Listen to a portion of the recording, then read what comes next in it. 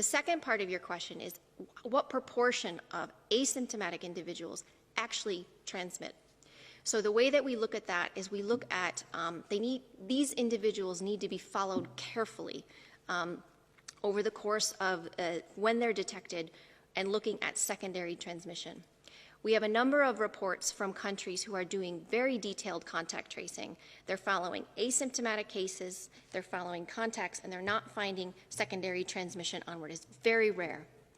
And much of that is not published in the literature.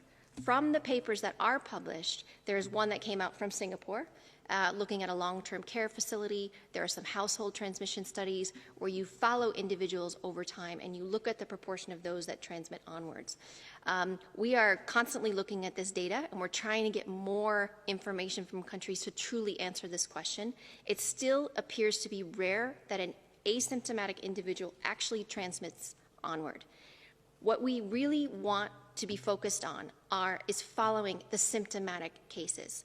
If we followed all of the symptomatic cases, because we know that this is a respiratory pathogen, it passes from an individual through infectious droplets. If we actually followed all of the symptomatic cases, isolated those cases, followed the contacts and quarantined those contacts, we would drastically reduce. I would love to be able to give a proportion of how much transmission we would actually stop, but it would be a drastic reduction in transmission.